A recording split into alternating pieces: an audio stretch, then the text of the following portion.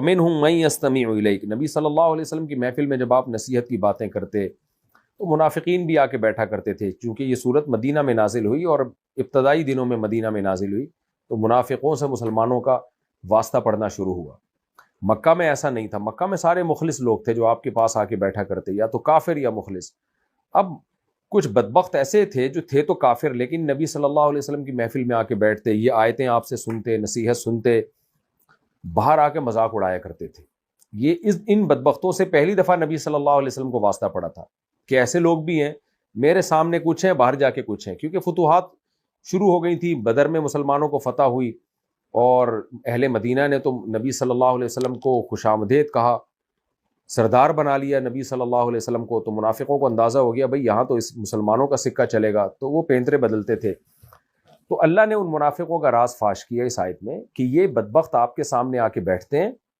اور ایسے شو کرتے ہیں جیسے بہت غور سے آپ کی باتیں سن رہے ہیں، باہر جا کے آپ کا مذاق اڑاتے ہیں۔ وہ مذاق کیا اڑاتے ہیں؟ ماذا قال آنفا،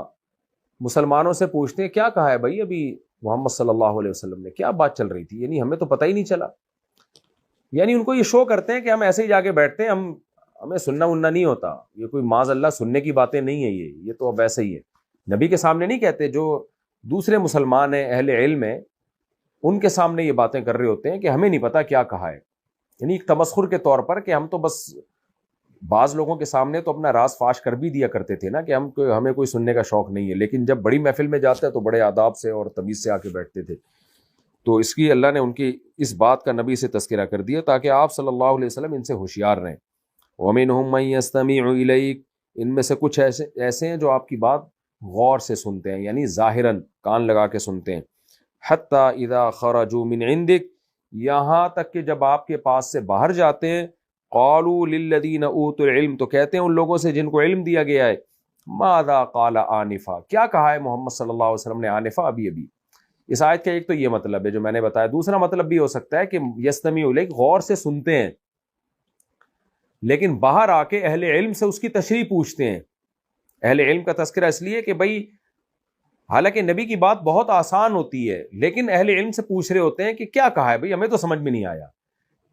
تو اہل علم سے پوچھنا اس کی علامت کہ بھائی اس کی تشریح اتنی مشکل ہے، یہ باتیں مینٹل لیول سے اتنی اوپر کی ہیں کہ ہماری تو سمجھ میں نہیں آ رہی، شاید تم ہمیں سمجھا دو۔ تو اس سے نبی کا مذاق اڑانا مقصد ہوتا تھا کہ یہ باتیں جو ہے نا ہماری کھوپڑی سے اوپر کی ہیں، کیونکہ نبی جہاد کی بات کرتے تھے، نبی مردوں کے زندہ ہونے کی بات کرتے، تو وہ کہتے بھائی یہ ہماری اس کی ایکسپلین کرو، ہماری سمجھ میں نہیں آ رہا ہے۔ یہ بھی مطلب اس آیت کا ہے جو بیان کیا گیا ہے۔ تو دونوں مطلب ہیں، بعض دفعہ قرآن کی ایک آیت کے کئی مطلب نکلتے ہیں تو اللہ نے اس میں لچک رکھی ہوتی ہے، جس کا جو ذوق ہوتا ہے پھر اس حساب سے وہ مطلب اس کا لیتا ہے اور اس کو آگے بیان کرتا ہے، تو اس میں کوئی حرج نہیں ہے۔ تو اللہ فرماتے ہیں ان میں کچھ ایسے ہیں جو دھیان سے آپ کی بات سنتے ہیں، اذا خرجوا، لیکن دھیان سے سننے کا مقصد عمل کرنا نہیں ہوتا، مذاق اڑانا ہوتا ہے، شو یہ کرنا ہوتا ہے کہ ہم جیسے بہت دھیان سے، یعنی ہم آپ کے بڑے فرما بردار ہیں۔ اور حتیٰ اذا خرجوا من عندک، یہاں تک کہ جب آپ کے پاس سے باہر نکلتے ہیں، قالوا للذین اوتوا العلم، ان صحابہ سے پوچھتے ہیں جن کو علم دیا گیا ہے، ان سے کیا پوچھتے ہیں؟ ماذا قال آنفا، کیا کہا ہے، یعنی ہم نے تو اتنا دھیان سے سنا پھر بھی ہماری سمجھ میں نہیں آیا۔ تو اس کا مطلب محمد صلی اللہ علیہ وسلم کی باتیں مینٹل لیول سے معاذ اللہ اوپر کی باتیں ہیں اور یہ ہماری سمجھ سے بالا تر ہیں، یہ کوئی سننے کے قابل نہیں ہے باتیں، معاذ اللہ۔ اللہ فرماتے ہیں اولئک الذین طبع اللہ علی قلوبہم، یہ وہ لوگ ہیں جن کے دلوں پر اللہ نے مہر لگا دی کہ اتنی مبارک محفل میں بھی چونکہ سننے اور سمجھنے کی نیت سے نہیں بیٹھتے، مذاق اڑانے کی نیت سے بیٹھتے ہیں، تو ان کے دل پر مہر لگ گئی۔ تو اب یہ نبی کا قصور نہیں ہے کہ ان کی سمجھ میں نہیں آ رہا، یہ ان کے دلوں پر مہر ہے اس کا سبب کہ اتنی واضح نصیحت کی باتیں بھی اب ان کی سمجھ میں نہیں آ رہی ہیں۔ فرمایا وَاتَّبَعُوا أَهْوَاءَهُمْ، اور اس کا نتیجہ کیا نکلا کہ انہوں نے بھی اپنی خواہشات کی اتباع کی، جو کافر کرتا ہے، لیبل اسلام کا لگا ہوا ہے مگر اصل میں اپنی خواہشات کو فالو کر رہے ہیں۔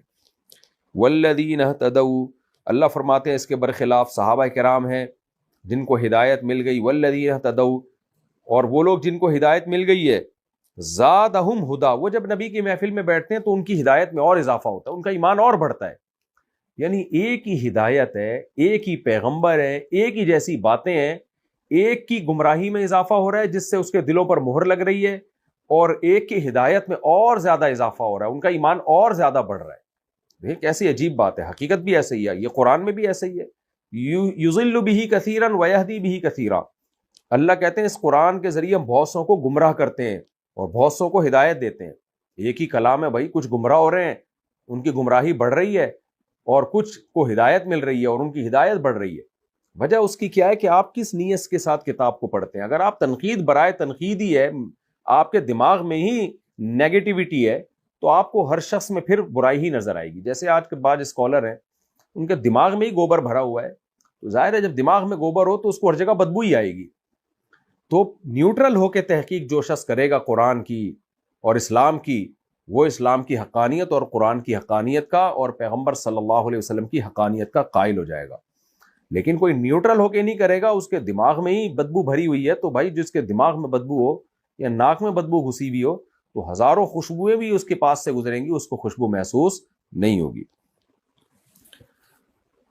فرمایا والذین اہتدوا، جو ہدایت یافتہ ہیں، یعنی جو صحابہ جو مومن ہیں، منافق نہیں ہیں، زادہم ہدا، اللہ نے ان کی ہدایت میں اور اضافہ کر دیا نبی کی محفل میں بیٹھنے کے بعد، وآتاہم تقواہم، اور ان کے حصے کا تقوی اللہ نے ان کو عطا کر دیا، یعنی جس کو جتنا تقوی ملنا تھا اللہ نے اس کو اور زیادہ وہ عطا کر دیا، اور پرہیزگار بن کے نکلتے ہیں نبی کی محفل سے۔ اللہ بھی ان منافقوں کو دھمکی دیتے ہیں، فہل ینظرون الا الساعہ، کہ تم کیوں سیدھے راستے پہ نہیں آتے، کیا قیامت کا ہی انتظار کر رہے ہو؟ فقد انتاتیہم بغتۃ، کہ وہ اچانک آ جائے پھر تمہیں ہدایت ملے، تو اس وقت ہدایت کا کوئی فائدہ نہیں ہے۔ فقد جاء اشراطھا، فرمایا اگر قیامت کا انتظار کر رہے ہو تو قیامت کی علامات تو ظاہر ہو گئی ہیں۔ دیکھیں قیامت کی علامتیں تین قسم کی ہیں، کچھ علامتیں جو بالکل ابتدا میں، جیسے نبی کی نبوت کا ظاہر ہو جانا، یہ بھی قیامت کی علامت ہے۔ پچھلی کتابوں میں لکھا ہوا ہے کہ قیامت کی علامات میں سے آخری نبی کا ظاہر ہونا۔ نبی صلی اللہ علیہ وسلم نے فرمایا بعثت انا والساعۃ کہاتین، مجھے اور قیامت کو ایسے بھیجا گیا ملا کے۔ آپ کہہ سکتے ہیں بھائی 1400 سال گزر گئے تو اب تک تو قیامت آئی نہیں ہے۔ بھائی 1400 سال جو آدم علیہ السلام کے زمانے سے لے کے نبی علیہ الصلوۃ والسلام کا جو وقت ہے، اس کے حساب سے 1400 سال کی کوئی حیثیت ہی نہیں ہے، یہ کچھ بھی وقت نہیں ہے۔ تو ہمارے نبی اور قیامت ساتھ ساتھ ہیں اگر ماضی کے ٹائم کو کاؤنٹ کیا جائے۔ پہلے زمانے میں تو عمریں اتنی لمبی ہوتی، نوح علیہ السلام کی اکیلے کی عمر 1000 سال سے زیادہ تھی، 950 سال تو آپ کی تبلیغ میں لگے ہیں خالی صرف۔ تو اس سے اندازہ لگائیں کہ یہ 1500 سال کی کوئی حیثیت نہیں ہے۔ تو اللہ فرماتے ہیں قیامت بھی آنے والی ہے، تو ان کی علامات ظاہر ہو چکی ہیں۔ پہلی علامت نبی صلی اللہ علیہ وسلم کی نبوت کا ظاہر ہونا، تو آخری نبی آ چکے ہیں، اب اس کے بعد قیامت ہی ہے اور کچھ نہیں ہے۔ اور انشقاق قمر، کہ شاید ہو سکتا ہے پچھلی کتابوں میں اللہ نے وعدہ کیا ہو کہ قرب قیامت میں چاند 2 ٹکڑوں میں تقسیم ہوگا، تو وہ نبی صلی اللہ علیہ وسلم کے معجزے کے طور پر 2 ٹکڑوں میں تقسیم ہو چکا ہے۔ تبھی